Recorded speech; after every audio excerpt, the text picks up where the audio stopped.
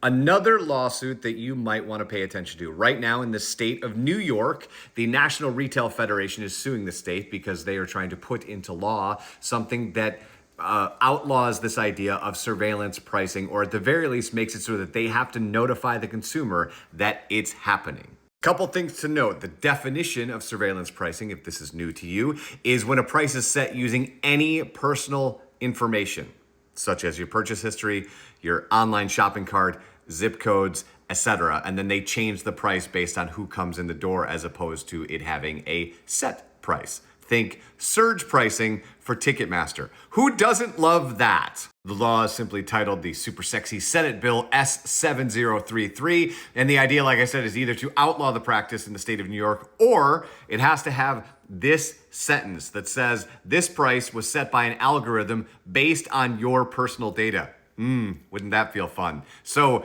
the other interesting part about this is retailers have been talking about surveillance pricing since the 1970s, but now that we have a treasure trove of data everywhere, there is this ability to do it in a way that simply wasn't possible in the 1970s. Now, this is happening in the state of New York, but they are not the only people who are thinking about this idea of surveillance pricing and whether or not it should happen. The Federal Trade Commission has released a study about the rise of surveillance pricing and the potential impact to consumers. So in a year where everything is more expensive and you are feeling the heat, imagine retailers being able to adjust pricing again to that Ticketmaster surge pricing. Now, from the other side of the argument, the National Retailers Federation is saying, hey, look, not everybody does this. And if you keep talking about it, it will paint retailers in a negative light in a year that they don't need to be painted in a negative light, which I don't disagree with.